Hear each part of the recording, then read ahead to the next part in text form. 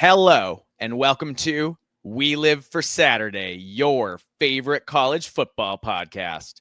I'm your co-host, Mike, and with me, as always, is your other co-host, John. And John, it's a very special week.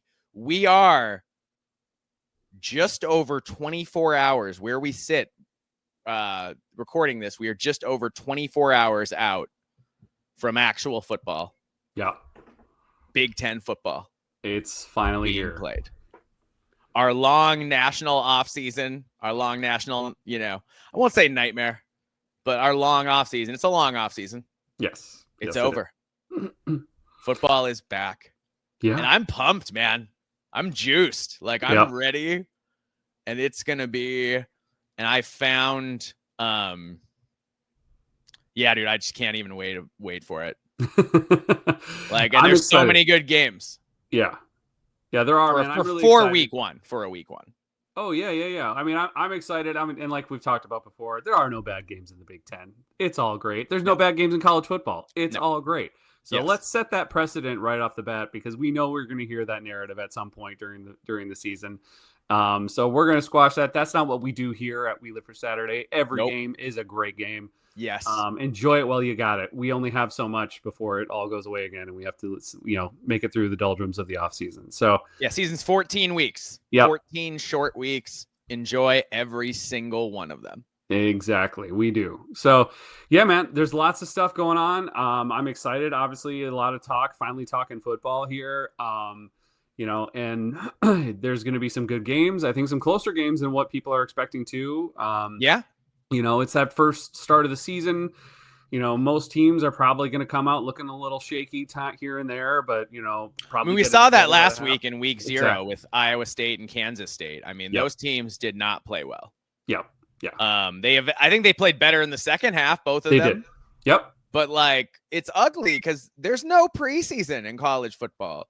There's no, the NFL has 4 games and OTAs and all this stuff to get everything right. Yeah. And, you've got fall camp and you're only playing against each other. And there's only so much you can do when you're just in practice against yourself. Yeah. You know what I mean? Like there's certain things you can try to simulate things the best you can. And the best coaches do, but you got to play ball at a certain point. And that's when you really learn what you have. Oh yeah. Well, and also a lot of these, mid-level conference, MAC teams, you name it. You got obviously, I guess I can't really put Tulane in that right now, considering they're probably a college football playoff contender. Yeah. But there's these teams they've had us circled for, the last year, and they're ready to go, and they're going to give it your best, and they're going to play hard. So your team may not look fantastic for a quarter or two, but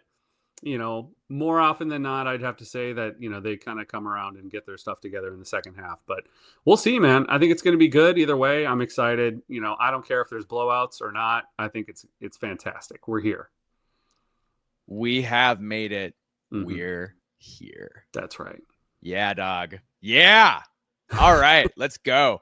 How are you doing today though? How are things as we stand sitting out from football? How are you feeling? I'm good, man. I mean, to be honest, dude, there's been a lot of fall-ish type weather here in late August. Nice. And I love it. Yeah, it's been nice in the Twin Cities. It's been a lot of low 70s and even some 60s. Yep. I'm a little nervous though, because this could be just faux fall, which we have had many, many times before. And in a couple weeks, it could jump right back up to 90 degrees for a couple days. But I think the extended levels of heat, I knock on wood anyways, I think they're done. I hope so. The extended forecast looks good right now. Yeah, it looks pretty solid. We've got for the game tomorrow, for the Minnesota game, it looks like it's going to be about 72 degrees at kickoff, which is great. Perfect. Yes. Absolutely. For late August, every time I'll take that. Man, I've sat through so many sweaty openers. Oh, yeah. I mean, really just, between 85 and 97 degrees and humid. And I'm not going to say it's not fun. I still have fun. Yeah. It's less fun. Yeah. It's not less fun. It's less comfortable. There you go. And so it's nice having real fall weather, and maybe we Mm-hmm. get actually a timely fall this year. Oh, that'd be great. For once. Be amazing if we had like a fall, September, October, and like, a couple weeks into November before winter comes in. That'd be fantastic. And just gradually go from the high 60s to the low 60s to the 50s, 40s. Yeah, you know what I mean? Yep. Yeah, Yep. but like on a gradual tilt, not where it's, you get I think it was last year we had 1 week, it was like late in the season, and 1 week was like 75 degrees and just felt weirdly warm. And then the next week it was 30 degrees. Yeah. And I was like, where's our nice crisp 45-degree day? Where did those go? We didn't get any of them, or 55-degree day. We didn't get any of those really last year. Yeah. So I'm excited, man. Talk ball. We are going to talk about all these games, so we should probably get into them sooner than later. Yep. Because we have 18 games to discuss. Yeah, I think we should. So if just, spoiler alert on these first couple out of conference, especially during the out of conference season, like on the reviews, we'll go more in depth, but on the preview episode, like we're going to go in depth the best we can, but there's only so much we can do with this many games and also with some of these opponents. Yeah. Some of these opponents, like we put the amount of time into them that they were worth putting time into. And other ones we put a lot of time into. Mm-hmm. So, just FYI on that. But we're ready to get you primed for Big Ten football. Should we do this, John? Let's do it. All right. First up, Thursday, August 28th, tomorrow, we have the Ohio Bobcats going to Piscataway, take on the Rutgers Scarlet Knights. This is a 5 p.m. game on the Big Ten Network. Rutgers is a 15.5-point favorite. John, thoughts on this one? Oh, John is frozen. There we go.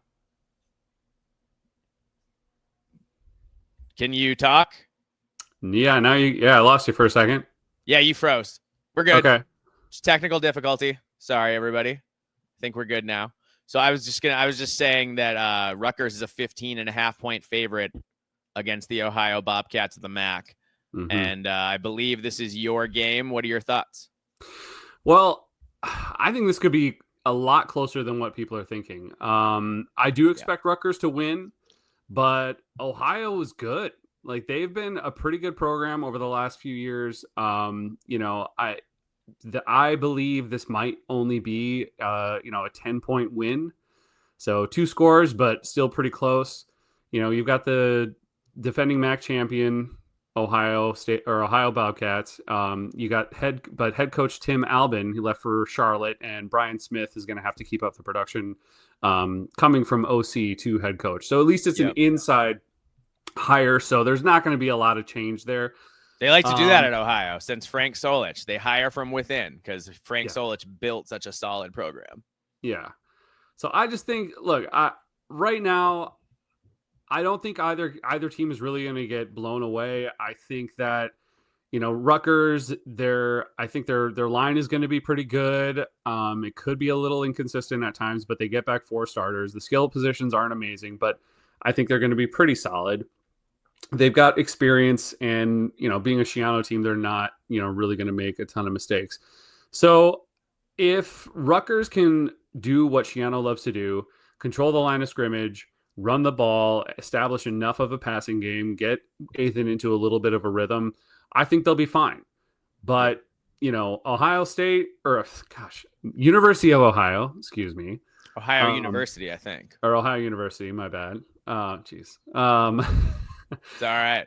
I think that shaking off the rust. I know, we're getting back into it. Yeah. I don't think they're going to be able to move the ball a lot probably by the second half, but I think because of Rutgers defense, and especially their defensive line, and I think is going to be able to put a stop to that. So I have Rutgers winning by 10 points, and I think it's going to be, I want to change my score now because I actually had it different here. I think it's going to be a close enough game. I see Rutgers 20 and Miami of Ohio 10. I think it's going to be a pretty low scoring game. Yeah, I could see that. Yeah, Ohio returned some wide receivers, and what's interesting to me is they also return elite MAC running back C.A. Bangura, Yes. who was awesome in the MAC and then went to Minnesota and now is back to Ohio because he wasn't as good he wasn't good enough to crack Minnesota's lineup. Mm-hmm. And then QB Parker Navarro, who was a really good dual threat last year. He had over 1,000 yards rushing, nearly 2,500 passing. Mm-hmm. So Ohio's skill players are great, but here's the thing. They only have 2 starters back on the O-line, and they lost 7 starters from a great defense. Mm-hmm. So I feel like this is close for a half, right? I think this Yeah. is interesting for a half. And then eventually I think Rutgers is just too much physically, bigger, stronger, a little faster, and I think Rutgers pulls away. So I'm with you. I'm with you on that for sure. Yeah. Cool. All right. But if they don't, and if it's close, watch Athan. Watch him. See how it goes. It's always entertaining. If they can get some pressure on him, then you never know. So it's possible. I mean, it's possible, but I don't see it. I don't. Yeah, no, me either. Yeah. All right. Next up, we have also from the MAC, the Buffalo Bulls coming to Dinkytown to take on the Minnesota Golden Gophers. This is a 7 p.m. game on FS1, and the line is Minnesota by 17.5. So I had seen it get as high as 18.5, and then it must have settled in at 17.5. So Buffalo has an elite defense. They won 9 games last year, and they have a great, they bring back a lot of contributors on that side of the ball, including standout linebacker Deion Crawford, who is a linebacker but lines up on the edge a lot, and he had 8.5 sacks last year. Red Murdoch, another great linebacker. So it might be the best pair of linebackers, in the MAC. We got a really good first look at Buffalo from our buddy Justice from the Group of 5 Hive when he was on the show recently. 3 starters back along the D line, 4 in the secondary. This is an elite MAC defense. I think Buffalo defensively is as good as it gets in that conference. Mm-hmm. And then on offense, they return a couple of good receivers and Nick McMillan, Victor Snow, running back Al J. Henderson's coming off 1,000-yard year. He returns. What's new is quarterback Taquan Roberson, who started 1 season at UConn between backup stints at Penn State and Kansas State. So, John, I got to ask, how do you see this one playing out? I think it could look a little messy, and maybe the first quarter or even a little bit into the second, and Gopher fans are going to get real nervous, and our rivals will probably get really excited, thinking that the Drake Lindsay experiment is already a failure. Due to Buffalo's defense, Yeah. But I think that our defense is going to look fantastic. Yeah. And then I really think that, we establish the run game, we get Drake comfortable on some short passes here and there to the tight end and to our running backs. And I would love to see AJ Turner go off. That would be amazing on that. Right. And I just don't think the talent imbalance, man. I think that inevitably Minnesota just is going to out-talent them, and they're going to get it together probably by the end of the second half, look good. And then coming into end of the first half, and then coming into the second half, just, take it away. Yeah, I'm kind of with you. I think the whole first half is going to be rough. Yeah. I do. Because I think Buffalo's had a lot of time to prepare for this game. Mm-hmm. I think they're going to do some different things schematically than we expect, because these undermanned teams, often they will make big schematic changes that take a while to catch on to. I remember when Fleck first got here, we had that kind of too close for comfort game against South Dakota State. Yeah. And dude, I saw Ryan Burns had interviewed some FCS, and my eyes told me as I was watching that, I was like, they're running the Gus Malzahn offense. Like the Gus Malzahn run quarterback offense. I was like, is that what they usually run?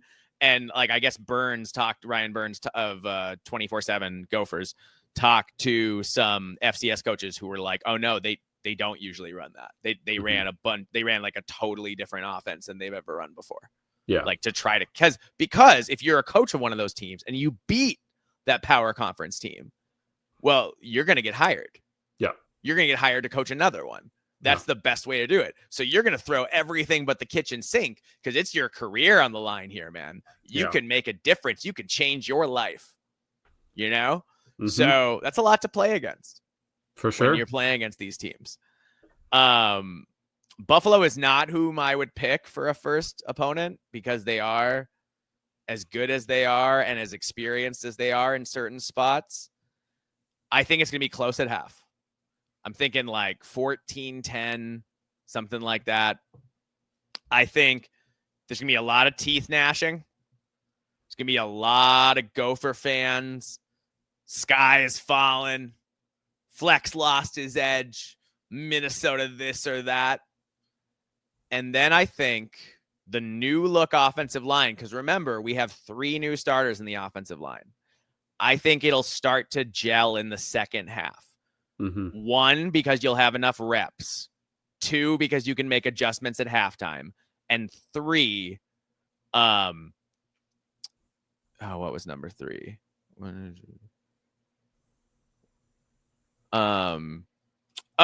going to wear down. Yes. They're going to get tired. They're going to get tired because when you play against a team that's faster than you and bigger than you and stronger than you, you can have the heart of a warrior and you can keep up for a while, right? But eventually, athleticism, if they're playing hard, usually wins out in football. Well, and the rumor is, at least of what's going around from what we've heard, is that this offensive line could be the most athletically talented offensive line that PJ has had. That's what PJ's saying. Yeah. He's saying that. He's putting that out there. So he believes this is going to be a good O-line. Mm-hmm. I think it's just a matter of when and how long it takes. Exactly. For the team to really gel. Because I'm really excited. Here's also the other thing. I predict Taquan Roberson's going to throw a pick 6. Mm-hmm. I can feel it coming. Drake Lindsay might throw a pick too. Yeah. He might. He might screw up. He might fumble a handoff or something. Like, who knows? You know? Hopefully those bounce our way. Hopefully they don't score off of them. You know? It's not the part of the field that happens. But hopefully we show Taquan Roberson that this is an elite Big Ten defense, and he has not shown the ability in the past to stand up against an elite Big Ten defense. No. And if you're going to hurt Minnesota, you got to look at their corners because it's really the only super unproven area. Mm-hmm. I don't know if Buffalo has enough to stress Minnesota's corners in this game. And I also think Minnesota's become kind of a machine in the secondary. So I do think if they're going to reload anywhere, it's at corner and safety. Yeah. Yeah, I agree. I think, last year we were a little concerned about the secondary, especially at safety, and look what happened. We were so worried about safety. Everybody thought we're going to have the worst safeties, and then we had some of the best safeties in the Big Ten. Yeah. Safety ended up being our strongest position, probably on either side of the ball. Yeah, and Danny Collins is still there, and yes, he's the defensive coordinator, but he's still responsible for that secondary, and he's I just trust him, man. So yeah. And swag daddy Nick Monroe at corner. Yes. He's been nothing but good since he arrived also. He's really hit on transfers. So it'll be interesting to see how that goes. Anyway, we could talk all day, but I've got this one: Minnesota 31, Buffalo 10. That sounds great. I like that. I think it's going to be a little bit more low scoring because I know PJ. I think it's going to be Minnesota 28, Buffalo 13. I think that PJ is going to kind of take his foot off the gas, maybe put in some of the backups at some point just to kind of get some more experience, because we do need more experience at depth, especially on the defense. Yeah. And, Buffalo might be able to make an extra drive down there and maybe kick another field goal. So, yep. I've also, though, 31, I've got that with a defensive score. I think we're going to score on defense. Okay. I think it, and you know what? I'm even going to call my shot. I'm going to say it's not a Coy Parrish. I'm going to say it's a Kerry Brown pick 6. Oh. Honestly, I was thinking the same thing, to be honest. If there was going to be a pick, I was like, Kerry Brown. Yeah, I could see it. Kerry Brown's been stewing all offseason being like, I'm pretty good too. And he really is. And he really is. He's a 4-star recruit and he's a good player and all that kind of stuff. Yep. All right. So we have the Gophers winning ultimately. And I'm excited for the Drake Lindsay era. Let's get it started. Let's do it. I'm pumped. Same. All right. Next up, we have a neutral site game.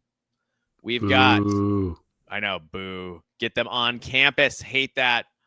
So we have the Nebraska Cornhuskers playing against the Cincinnati Bearcats at Arrowhead Stadium in Kansas City. Lame NFL stadium. It's an 8 p.m. Kick on ESPN, and Nebraska is a 6.5 point favorite. So Cincinnati's a rightful underdog in this game, but they're an improved team this year, and they have a chance if they can win the turnover battle against the Cornhuskers. They return key contributors like quarterback Brendan Sorsby, formerly of Indiana, tight end Joe Royer, and center Gavin Gerhardt. But they did lose their top 3 running back or wide receiver, and their star running back from 2024. However, they brought in 3 transfer wide receivers, and also the new bell cow is former Wisconsin running back Tawee Walker. Remember, Walker felt slighted for not getting more carries at Wisconsin. Well, at Cincinnati, you're going to get the carries, man. Yep. Are you as good as you say you are? We're going to find out. We're going to find out how good Tawee Walker really is, I think, in this game. Head coach Scott Satterfield is on a bit of a warm seat, really needs to have a good season. Did okay last year, but needs to have a good season. I think a signature win over Nebraska would be huge for that program. And they bring back defensive tackle Corleone, which is a great last name, linebacker Jake Goldie, but they lost their entire secondary. So this could be a problem against a Nebraska team that wants to throw the ball. So my question, John, we know Dylan Raiola can throw the ball. I feel reasonably sure that Nebraska is very good at wide receiver. The question is whether or not Emmett Johnson is a legit starting Big Ten running back. They don't have a lot of depth behind him. He's got to prove that he can get the job done. If Nebraska struggles to run the ball against Cincy, it will make you wonder whether or not the running attack will be improved this year. Yeah, I think you and we've talked about this, and we're kind of on the same page that we're not convinced yet. Not that we couldn't be. That Nebraska's running, stable, or their stable of running backs is going to be up to snuff, and what they need to be to compete legitimately in the Big Ten. I think Raiola and their passing game is going to keep them competitive throughout the season, but yes. Obviously, you're not going to win a lot of games, though, in the Big Ten if you can't run the ball. The other thing is if Tawee Walker does end up being who he thinks he can be, and it's not that he is a talented running back. He had his moments. He did have his moments. And Nebraska's defensive line, like we've already established as well, is not what it was last year. Not to say they can't reload, but we got to see it. And this is a great opportunity to see that as well. So yeah, I mean, I do think Nebraska wins this game. I think it could be a bit of a nail biter though. We got to see, how really it's going to be coaching. Is Satterfield really going to be able to step up this year, or is Matt Rule really going to hit that 3-year, that we're all told is going to happen, where, he's going to basically take off like a rocket ship. Yeah. Win 10, 11 games. So we'll see. This will be a fun test for both teams, I think. So I'm looking forward to it. I think it's going to be a pretty competitive game. I do too. My secret, what I'm watching, this sounds so cheesy. Can Nebraska run the ball? Can they stop the run? Yeah. But for real, though, they lost a lot on the interior line. And those guys, Ty Robinson and Nash Hutmacher, were unbelievable players. Yep. Yes, they were. Especially Nash Hutmacher, man. He was like 3 guys out. He was like blocking 3 guys at once. It was nuts, him. Like he was crazy. Yeah. So has Nebraska reloaded on the D line, or is Cincy going to be able to run the ball a little bit? Because if Cincy can run the ball and have a balanced offense and not put everything on Brendan Sorsby, this could be a game. Yeah. So that said, I do have Nebraska winning. I've got the Nebraska Cornhuskers 28, Cincinnati Bearcats 17. Okay. I've got a little bit closer right now. Okay.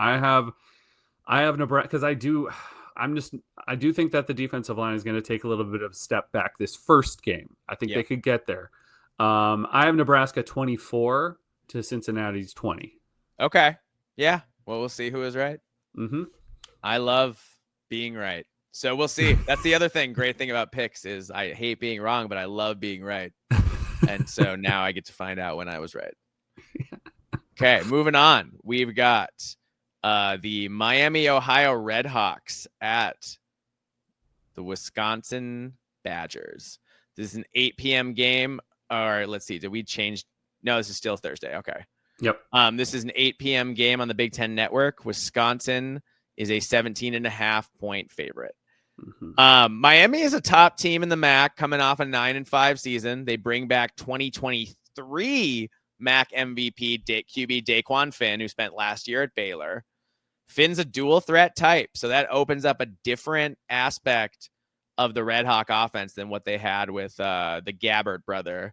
The last Gabbert brother. There've been honestly, if there's another one, I'm not. There's another one. I don't even know what to say. But the next one's got to be a son. I think. I feel like they got to be out of brothers. But Miami has a bunch of Power 4 conference transfers at wide receiver. They lost a lot of production on defense. The linebackers are very good. With Corbin Andrew and Oscar McWood. Wisconsin, though, they want to pound you. Also, it appears that Dylan Jones is the number one running back, John, atop the depth chart. And Darian Dupree and Cade Giacomelli are fighting for backup to back him up. I assume Dupree will be the backup because I don't think Giacomelli is that good. Yeah. Personally, I think he's slightly below average, whereas I think Dupree and obviously Jones. Jones was the one they were excited about out of high school, and he was apparently hurt a lot last year. Mm-hmm. So it's going to be interesting to see what he looks like at full strength. Yep. Here's the thing, John. Wisconsin's bigger. They're more athletic. And I think they're more desperate. They need this a lot more than Miami, Ohio does. So I've got the Wisconsin Badgers 30, the Miami, Ohio Redhawks 13. Don't read anything into me having Miami covering. I don't think this game will be that close. Yeah. Yeah, I agree. I think really what comes to play in this game is going to be the fact that Wisconsin has to make a statement in every game that they can, because going down the line, they're not going to have that opportunity. Yeah. So in these non-conference games against weaker opponents, they have to make it look like they are dominating. And they got to show improvement. Yeah, exactly. So if they don't, then this could be a problem. This could, again, like if it's like last year and it looks, closer than it should against weaker opponents, then, it's going to be real rough season in Madison, which will already probably be a pretty rough season considering their schedule. So unless this is the year, man. Unless this is Luke Fickell's year. Who knows? Maybe it is. Maybe we're maybe he and Matt Rule are both going to take off. Yep. I don't know. So yeah, I do think Wisconsin wins this game pretty comfortably. Maybe just like you, I think Miami of Ohio might sneak an extra field goal or something in there at the in the fourth quarter in garbage time. But I've got Wisconsin. I don't believe in Billy Edwards yet, so I've only got Wisconsin winning 24 to Miami of Ohio 7. Okay, interesting. Mm-hmm. Man, if Wisconsin only scores 24 points, I think there's going to be some consternation in Madison. Well, I think they're going to look good, and because they're going to want to establish that running game, and I think that's what they're going to want to do is prove that they can be that ground and pound game again, or running back, whatever type of school. And I don't know, man. I got to see Billy Edwards. We've seen enough of Billy Edwards that I just don't trust in him right now. Maybe they get something going with Vinny Anthony, but I don't know. I'm not convinced. So not yet. Yeah. All right. That's fair.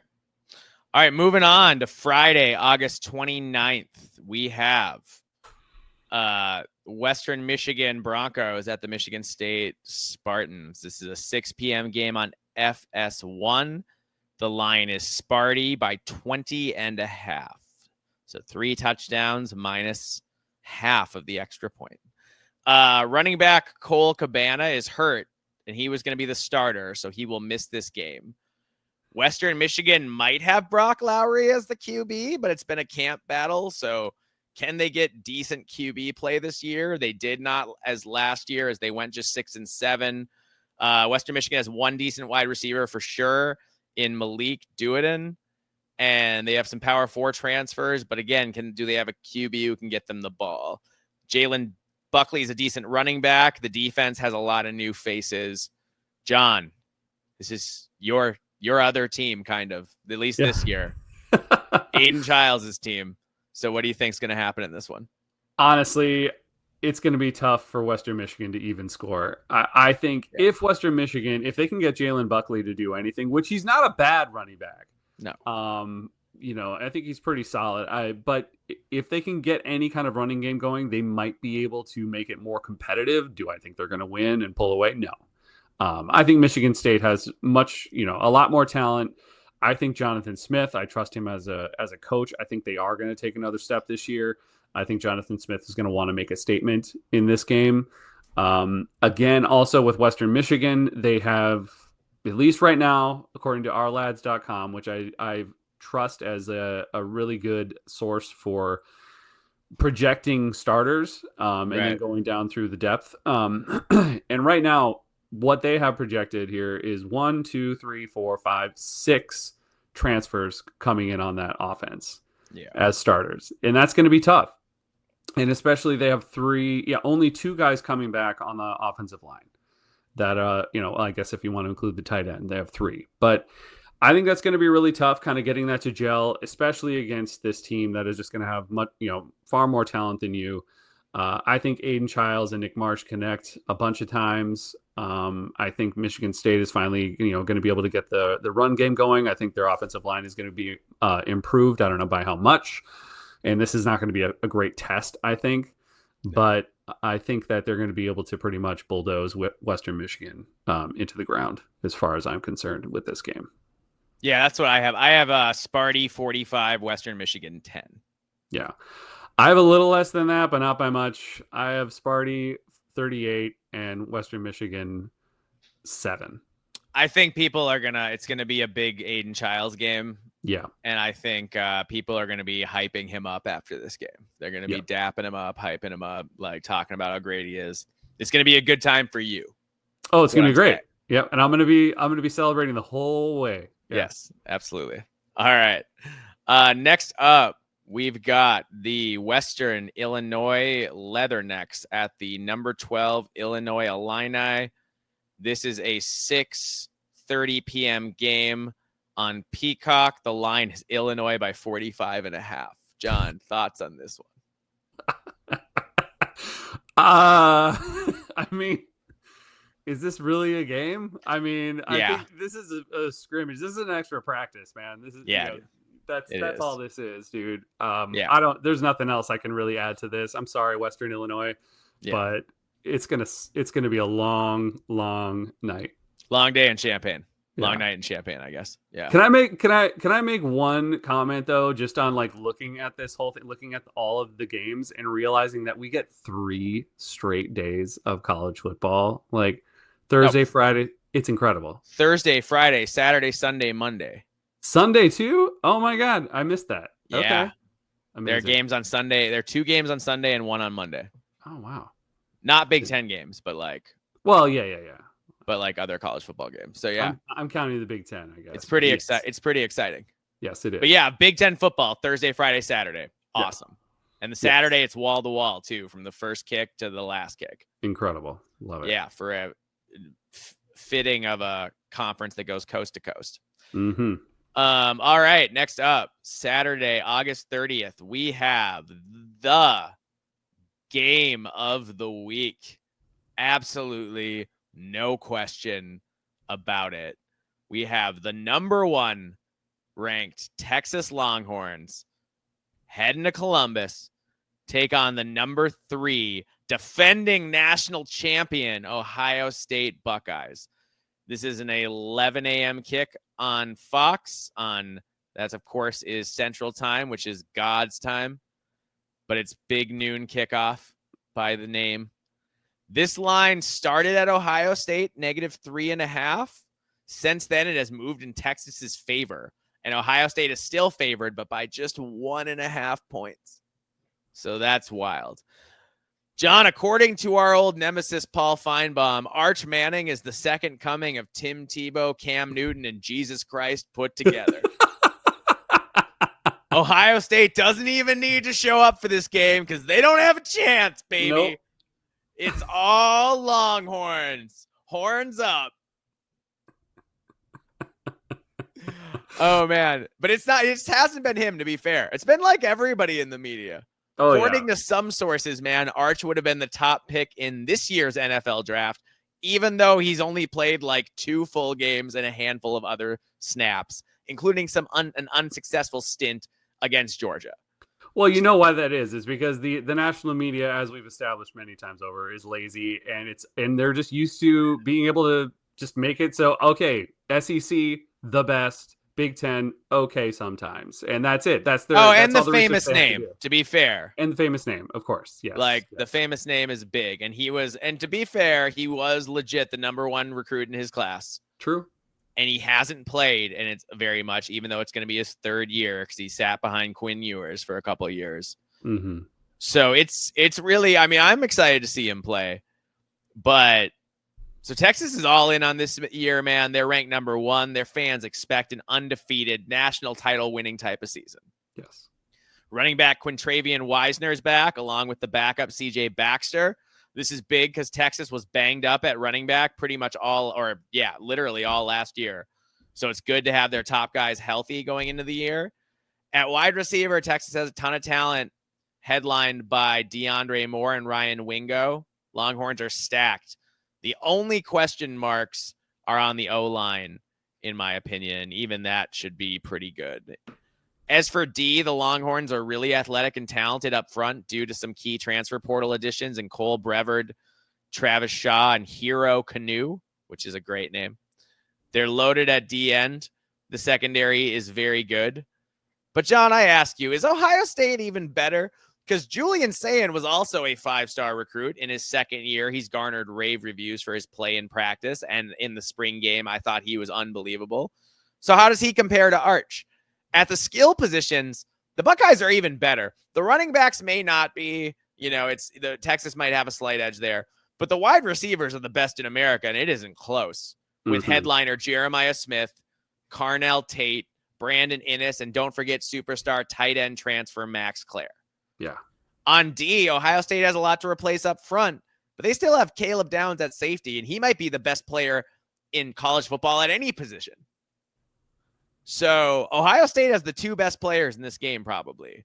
So the question comes down to who wins the line of scrimmage, which QB makes fewer mistakes and more big plays, and which coaching staff handles their team better in an early season situation. So, John, I'm so curious. How are you seeing this one break down? I mean, look, it's really hard for me not to pick Ohio State. I understand. And I totally agree that, right now it makes sense why Texas is number 1. But barely, man. Barely. These are 2 superstar teams and the national title game. I'm not saying that's what I'm calling my shot right now, but like this would make a lot of sense to see this rematch up in the national title. So look, I'm going to pick Ohio State, but just barely. I don't think anyone is going to look dominant. I think it's going to be a shootout. That's what I'm expecting. Think so? Yeah. I don't think so. Really? Yeah, because we have 2 relatively inexperienced quarterbacks. Mm-hmm. And we have 2 teams that recruit at such a high level. And when you recruit at that top 3, top 5 level, you can kind of, there'll be offensive continuity issues, but you can kind of just reload on defense, man. Yeah. And I think both these defenses are going to be salty. I think it's going to be an ugly first half. Ugly. I mean, like something like 13-10 at half kind of thing. Field positions at a premium, whose punter's playing better, who turned the ball over, that kind of stuff. And then I think in the second half, the offenses get going a little bit more. Mm-hmm. But even so, I think it's a close game. I think it comes down to the last possession of the game. And I think it's either Julian Sayin driving down the field for the winning score, or it's Arch Manning driving down the field for the winning score. But I got the Buckeyes, man. It's in the shoe. Yeah. I've got Ohio State 28, Texas 24. Funny you say that because I have the exact same pick. Yeah. Really? Yeah, I think the same thing. I think we're both mid-season form, John. Well, I know we're already doing it, not on purpose. We swear. No. But like I think, what's going to end up happening is both quarterbacks look better than what you're expecting. I think they both actually look much better. But I do think they stall in the red zone quite a few times because the defenses are so good.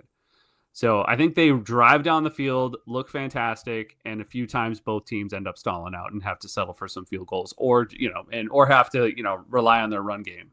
But yeah, it's going to be a fantastic game. I'm looking forward to it.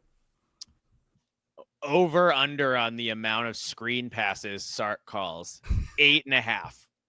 Over, right? Does he call anything else?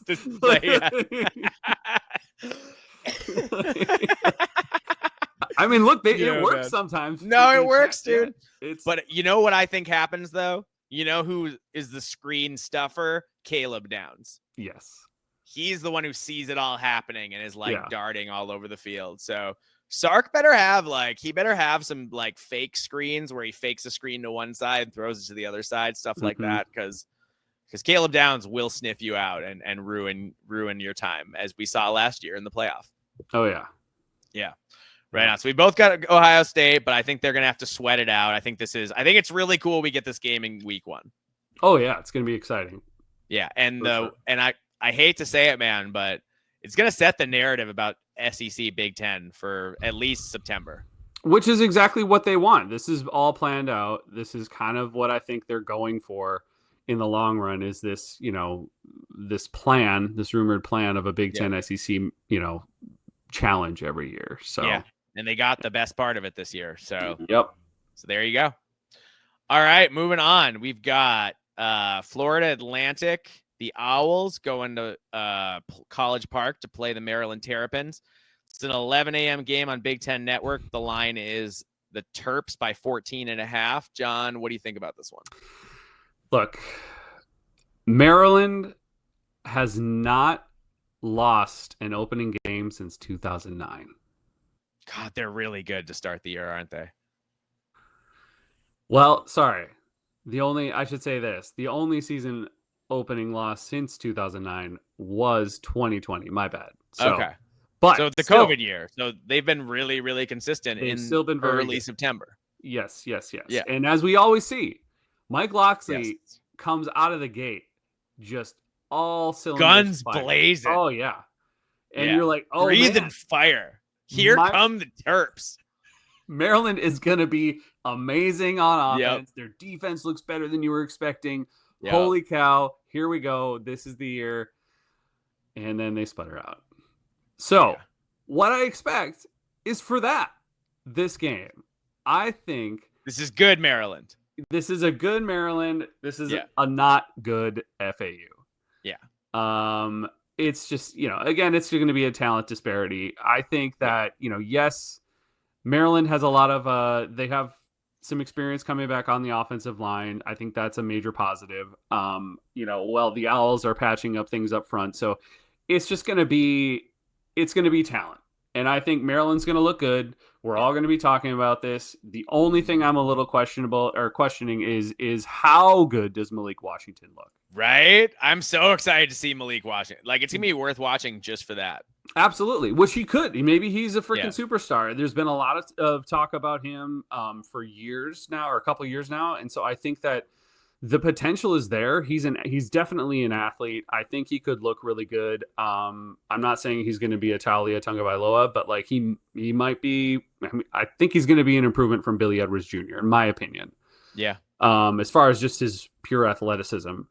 But we're gonna see who they throw to. Who's gonna replace Ty Felton? Who's gonna replace Caden Prather? I mean, those are some big shoes to fill. Also, the running game, and is just because this offensive line comes back with a bunch of experience, they were not good last year, does not mean they're going to be good this year. So and who's replacing Roman Hemby?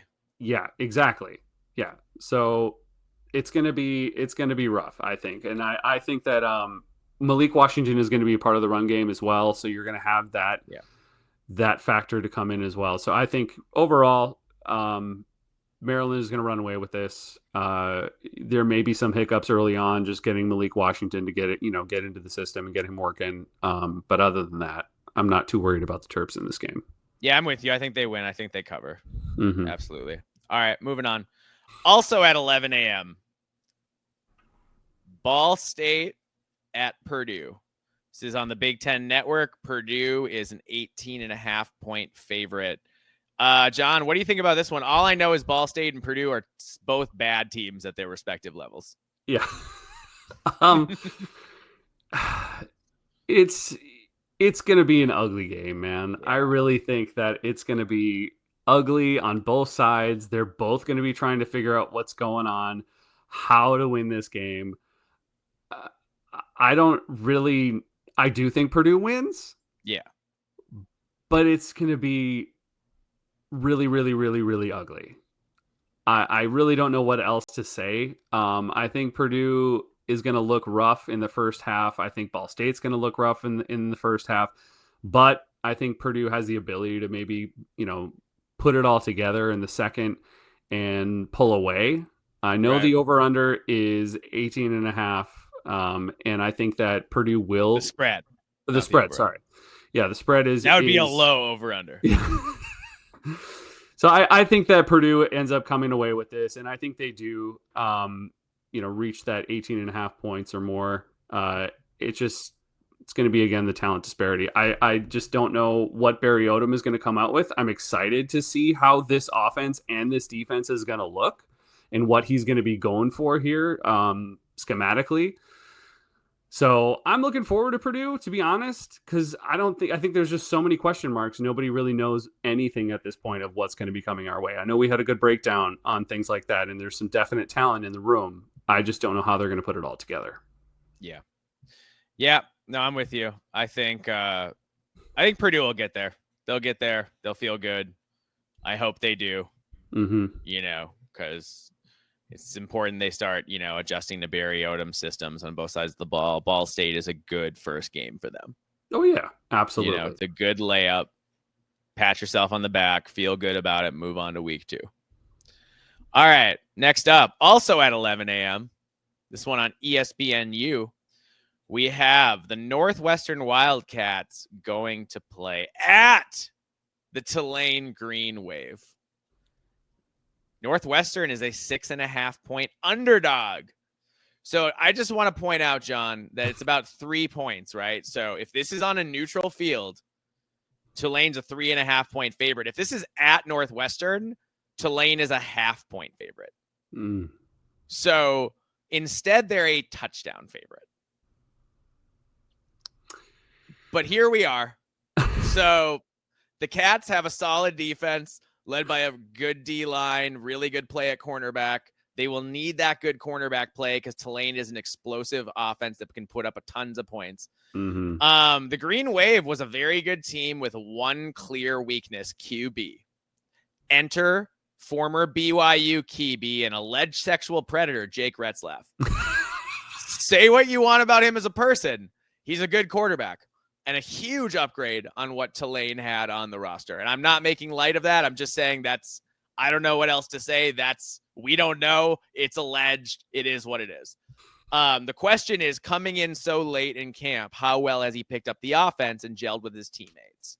So Tulane did lose a lot off of last year's team on both sides of the ball, but they return a lot of intriguing players and good transfer portal options. At receiver, look for somebody to step up out of Shaz, Preston, Bryce Bohannon, and Omari Hayes. Tulane has new faces on D, but head coach John Summerall is high on the unit. The biggest concern is cornerback.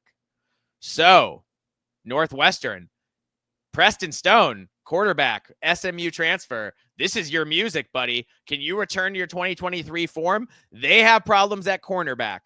You have Griffin Wilde and hopefully somebody else to throw to besides Griffin Wilde. Promise me, Cats, that you have somebody to throw to besides Griffin Wilde. We're going to find out, though, if they have anybody else. And then my other big question is, can Joseph Hyman supplant Cam Porter as the starting running back? Because that could add some explosiveness to this offense as Porter just isn't that fast. So, John, how are you seeing this one breaking down? Well, I agree with you. I have confidence in the defense. I think the defense is going to be stout. I think they're going to give Tulane some problems. But I do think that Tulane is going to be able to wear them down. They just have far more.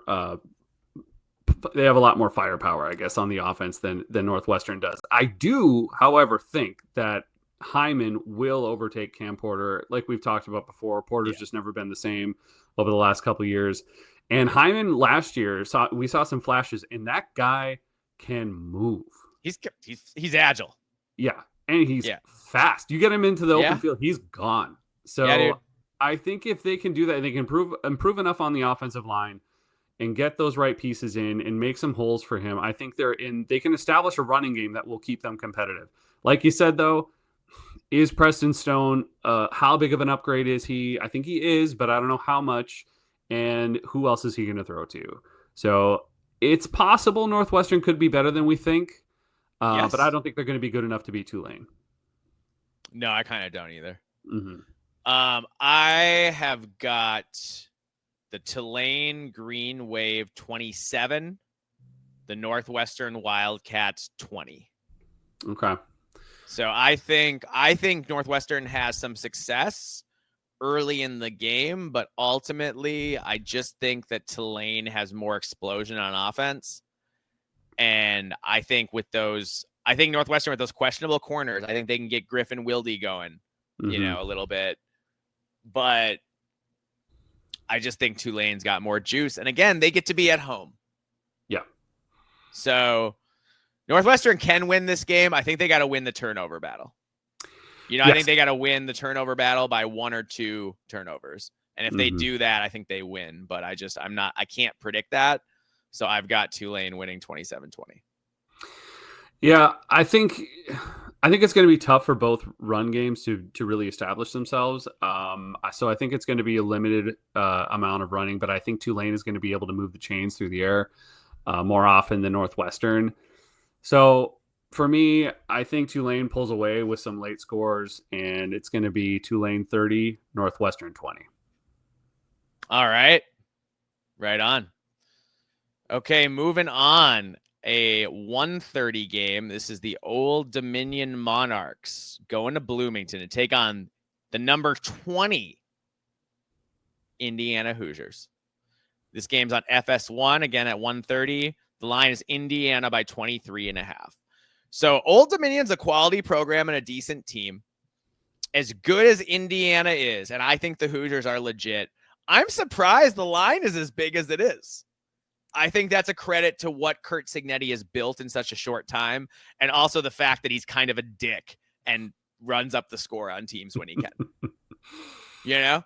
He's not like PJ. He's not like sitting on the ball being like, "Oh, we're up 4 scores. Let's end this game." Cignetti's like, let's go deep. Let's attack. And I respect that.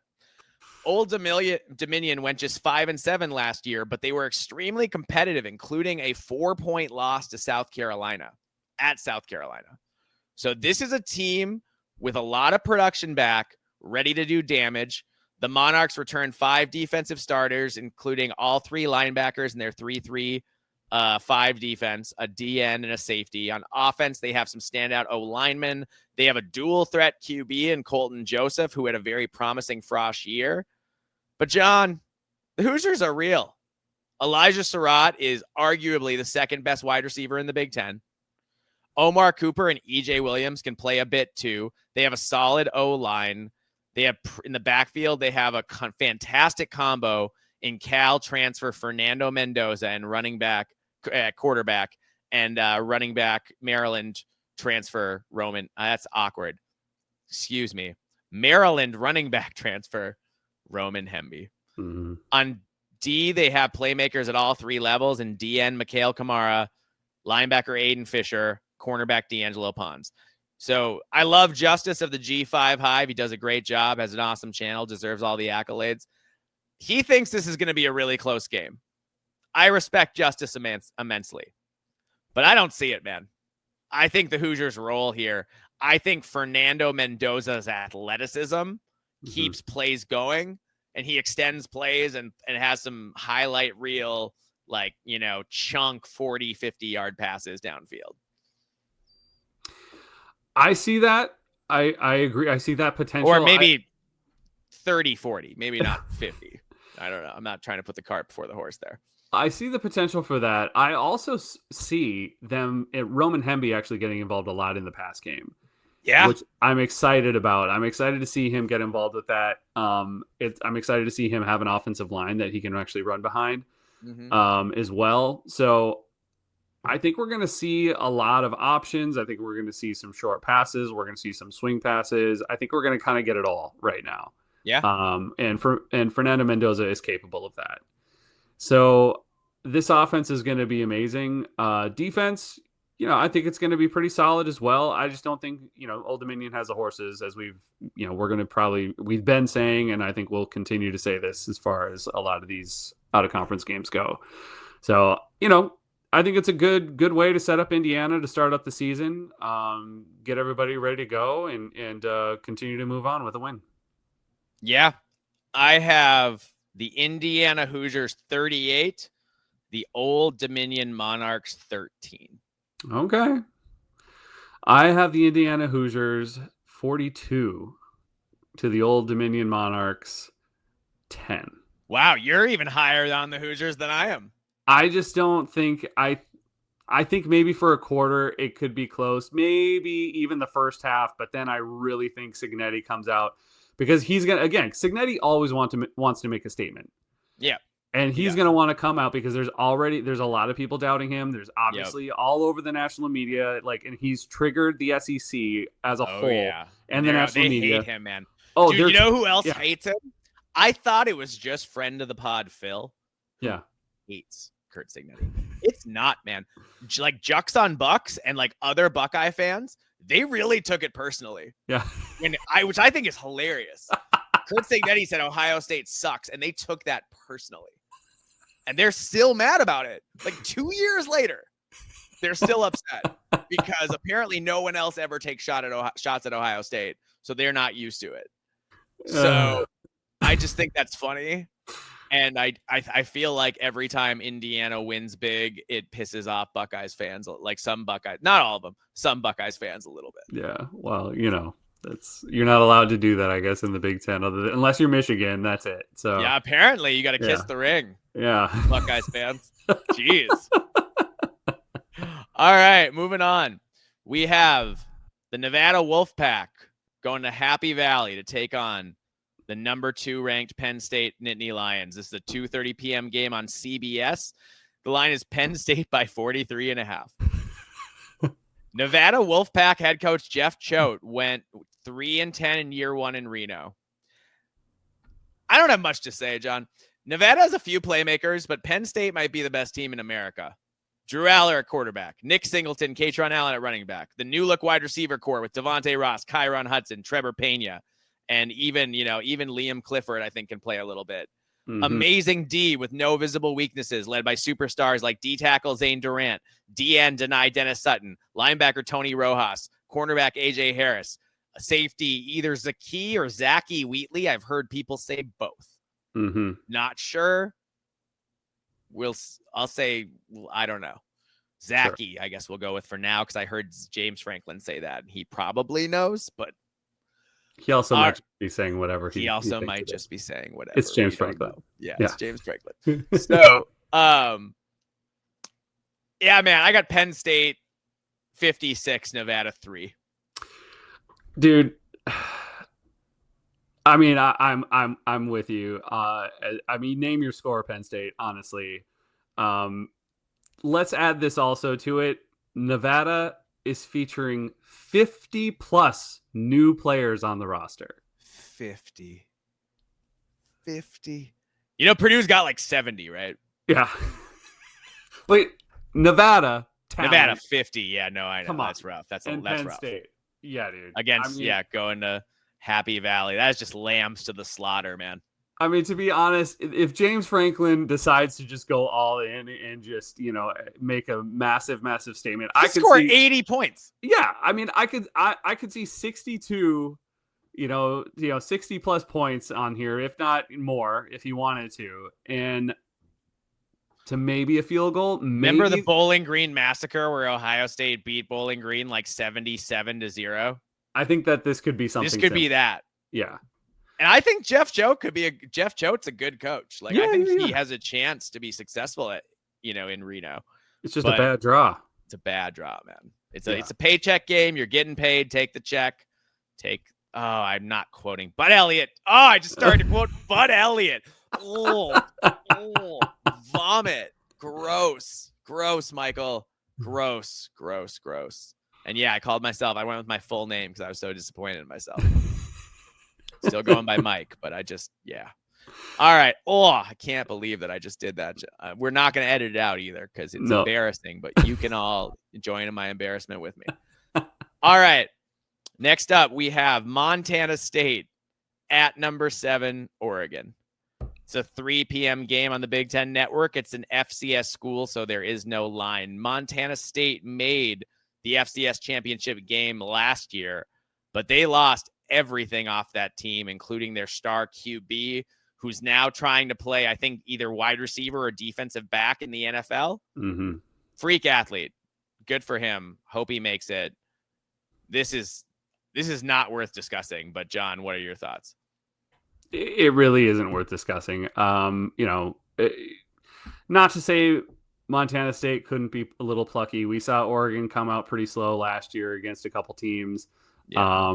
If anything, I think now looking back on that, it might have been just Dan Lanning kind of just like playing possum.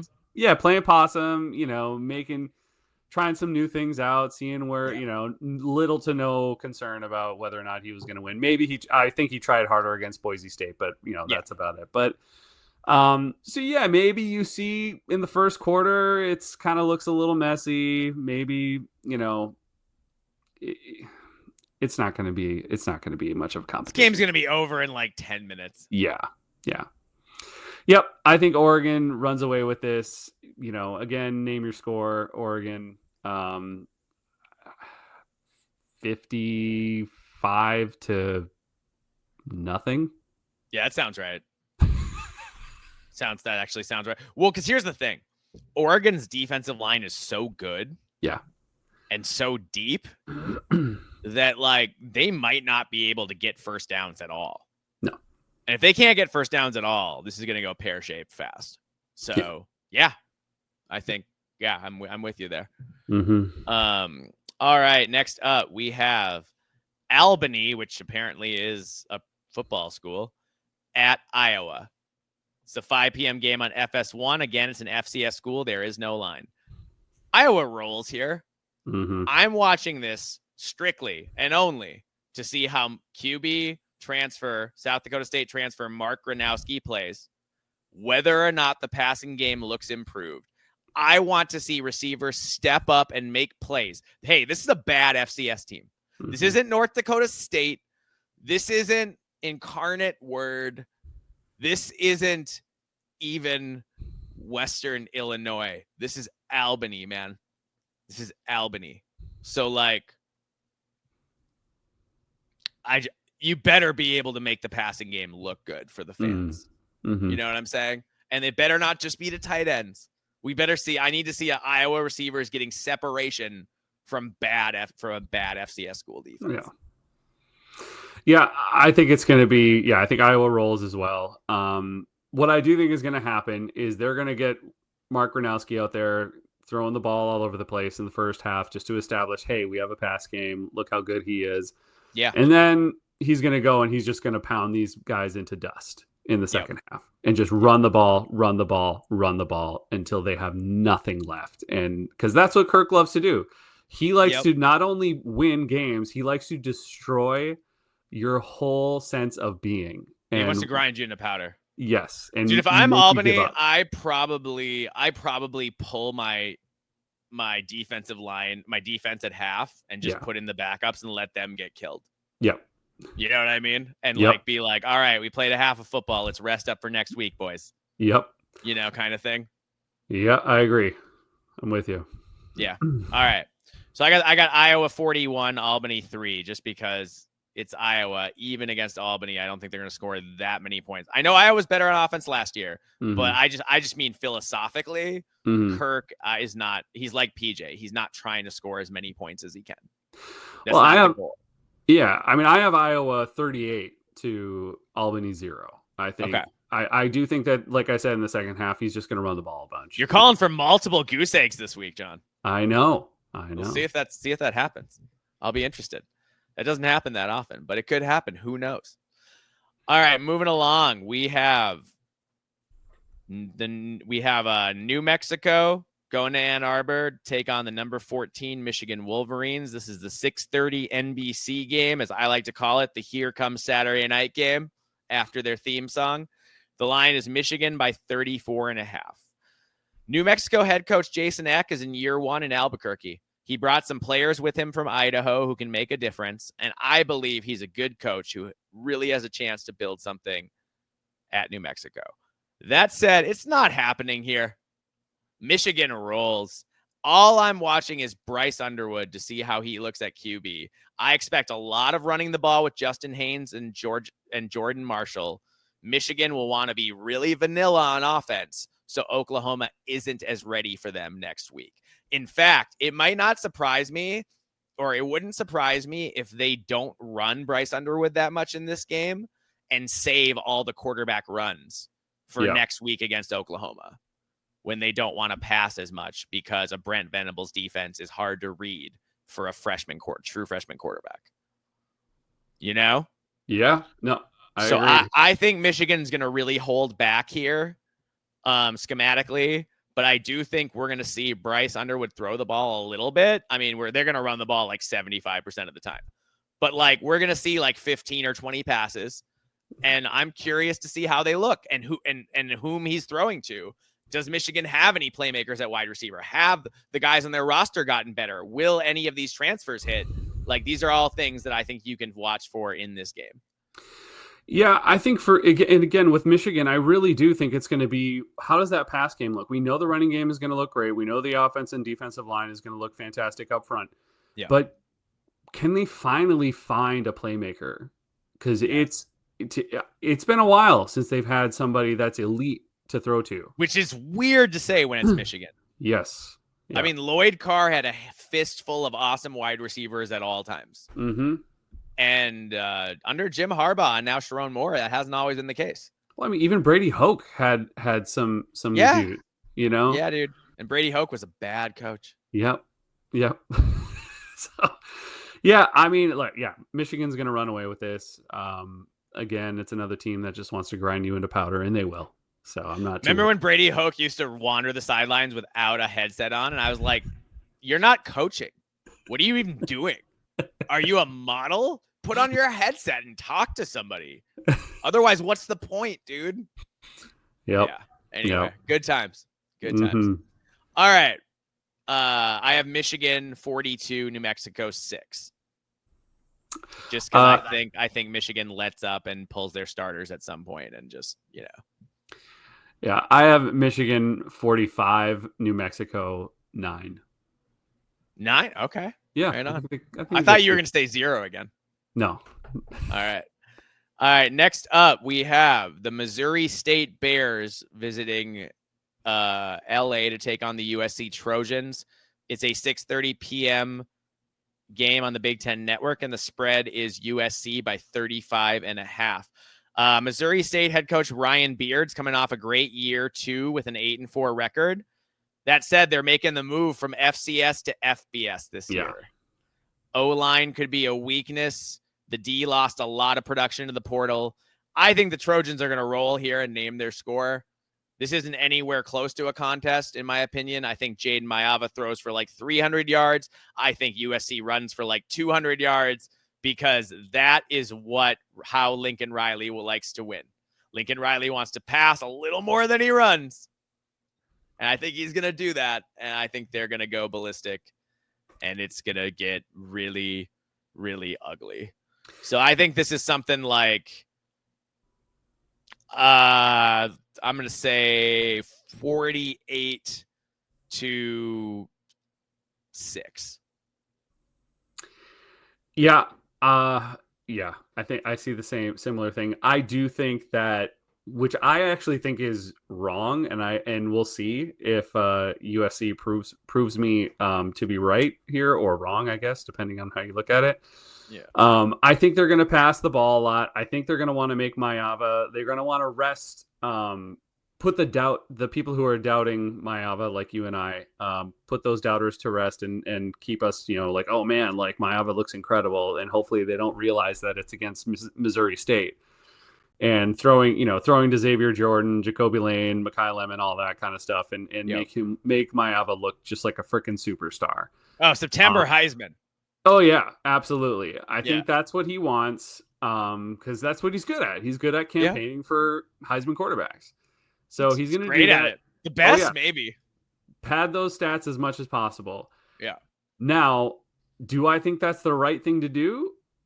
I think it's better to come in with a balanced attack, because if you don't establish that run game and make sure you can run the ball consistently and you have a quality running back, because as soon as you get into Big Ten play, you might get exposed all over again. Yeah. So if you lay off the run game and don't give your guys a bunch of touches, I think that's a mistake in the long run. And Missouri State is exactly the type of opponent you would want to do something like that with, and make sure that your run game is as good as it possibly can be, as good as it was last year. Actually, it was great last year. It was. Didn't do it enough. Yep. So as we that's talked my about opinion. At length. But I do think USC absolutely runs away with this. I have the score 55-6. Nice. All right. We have 2 games left, and this next one is a doozy. Mm-hmm. We have wait. Did I write that down wrong? Yeah, Utah Utes at UCLA. Okay, it is at UCLA. Yep. For some reason, I thought it was the other way around.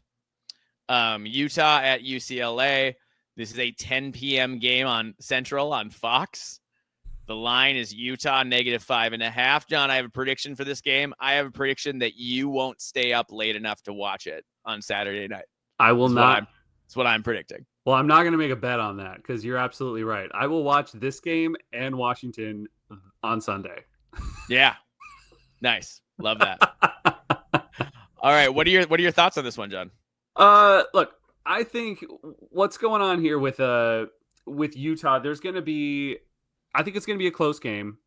I think Devin Dampier, the junior transfer, is going to look pretty good. I think their transfer running back, Wayshawn Parker, is also going to make them look a little bit better here now, because the reason Devin Dampier is a quarterback. Yes. Did I not say that? No. Oh, my bad. Yes, he is quarterback. Yes. And I think Utah has, I think they have everybody coming back on the offensive line. Yes. Which is a big deal. That's a big deal. Now, there's some new transfers, new talent coming in at wide receiver with Tobias Merriweather, Larry Simmons, and Ryan Davis, which are all some solid, talented wide receivers. I think they're going to have some people to go throw to. But I think that running game is what might get them going, and especially being able to win this game because of that offensive line. Yeah. And their defense is going to be stout as well. They always are. So I think what's going to happen here is what I'm going to be looking forward to is Nico Iamaleava.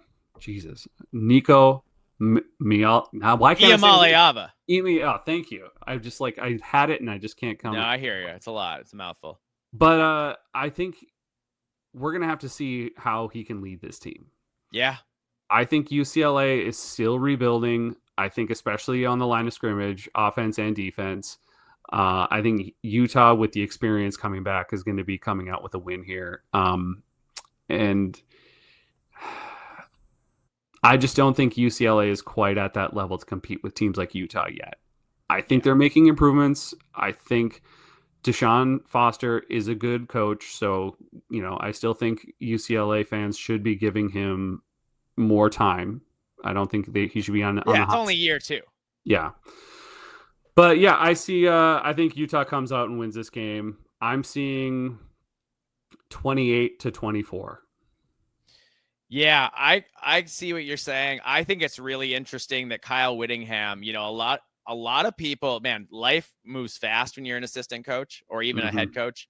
Like, I remember Whittingham, like, everyone talking about his OC as like a possible head coach or like a couple years ago. And then last year it went sideways and he fired him.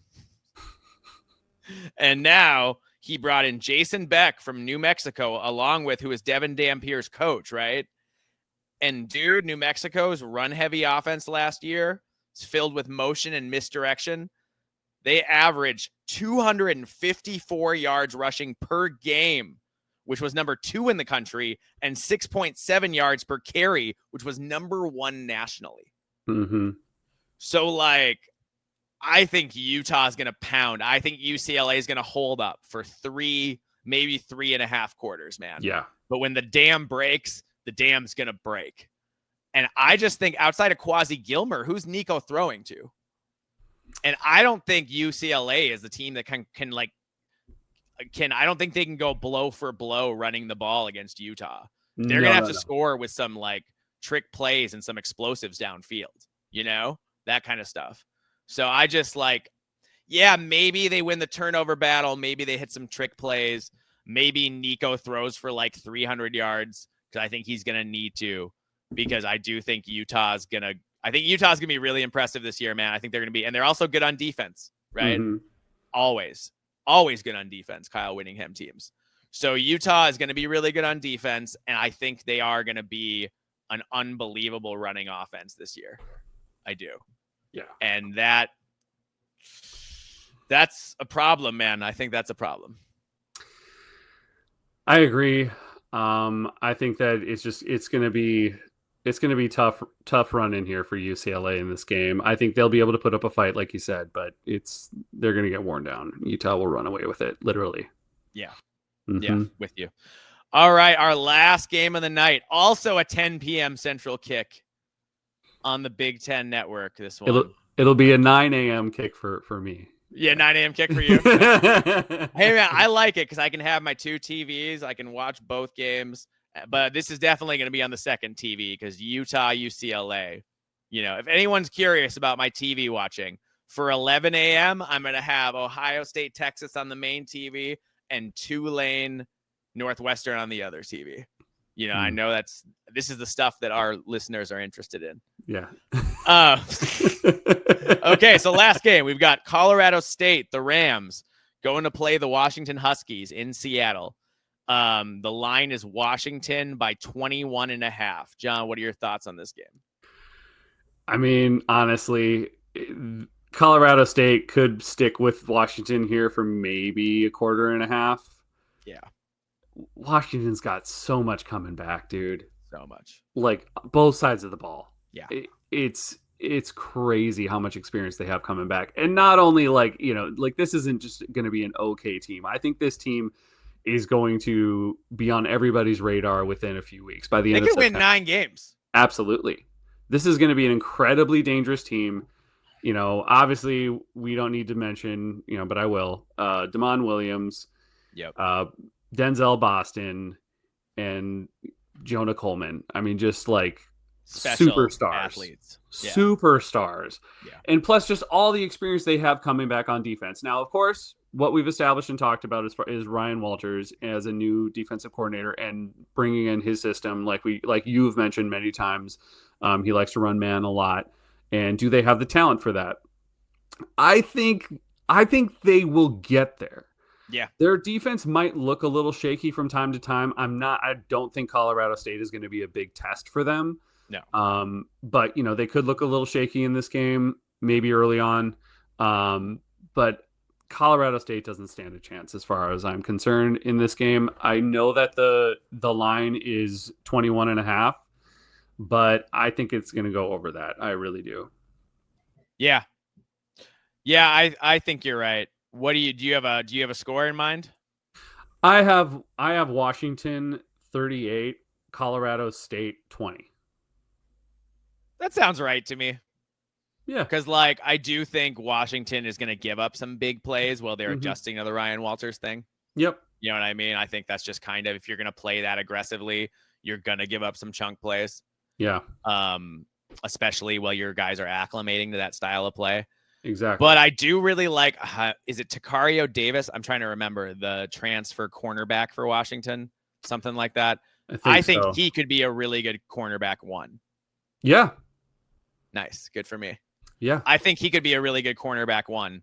And if they have that good star boundary corner, then that makes the whole defense run off of him, you know? Yeah. So I'm excited to see it, man. I agree with you. I think Washington's a really intriguing team. I think Jedd Fisch went out and he understood the assignment. He got bigger and more athletic on the line of scrimmage, and he's already got good skill players. And yeah, man, Washington, they took a year off. I mean, they were okay last year. They were better than what I expected. Better than what I expected. Yeah. But I think they're back this year to be a very dangerous team. Yep. Agreed. Awesome. John, we previewed week 1. Amazing. Exciting. Yeah. And next week, and as we go on, obviously, like we've already talked about, we'll be able to go more in depth on some of these teams, especially obviously once we get into conference play, it'll be, yeah, you'll get your usual 2-hour, podcast. You know it. You'll get us going for 27 minutes on random games. Yeah. Purdue versus Rutgers. Let's talk. Yeah, you're going to get that. So we're going to get back to that. But John, this was kind of a brief podcast for us. It was efficient. It was an efficient podcast. Yes. It's how I want the Gopher offense to look on Thursday. Be efficient. Not a lot of third and longs, a lot of second and third and short, that kind of stuff. Yeah. Darius Taylor, pulling out like a 70-yard touchdown run and AJ Turner too. AJ Turner getting a pass, out in the flats and, making 4 or 5 guys miss. And yeah. I think you got those reversed. I think Darius is the guy making 4 or 5 guys miss and AJ Turner is the guy going for 70. But that's just me. No. Wrong. I get it. No, you're right. Yeah. I mean, Darius can go deep though. He can go deep. But he's not the burner. He's not a burner, but he can go deep. He's done it before. Yeah. And he's good at seeing the field when he's in the open field and like cutting back and stuff. So he gets a lot of extra yards that way too, for sure. Either way, I'm excited, man. Dude, I'm pumped. Football's I'm excited back. For all the games. Yep. Yeah, absolutely. All right. Anything you want to say before we get out of here? Yes, as always, if you want to find We Live for Saturday, you can find us on YouTube, Spotify, Apple Podcast, and Podcast Addict. You can find us on Twitter at We Live for B1GSat. You can find Mike here at Alibaba26. You can find me, John, at Norwegian Gopher. You can also email us, We Live for Saturday, b1g@gmail.com. Please like, subscribe, tweet, retweet, all that good stuff, especially here on YouTube. Yes, especially do it. We're trying to grow the pod always. We grew a lot in the off season, but please recommend us to your friends. Like subscribe, tweet, retweet, all that kind of stuff helps us a lot. But most importantly, get people subscribed to us on YouTube. Tell your significant others. They don't have to watch. Just have them subscribe. Do us a solid and we will owe you one. And we'll remember that. You remind us. You come up and be like, hey, I got 4 people to subscribe to your podcast. And I will be like, yeah, man, I owe you a beer. It's the kind of people we are. So we appreciate you. Hopefully you appreciate us. And we're looking forward for a big season of Big Ten college football, baby. Woo! Let's do it. All right. See you all in the review episode talking about week 1 and go Gophers.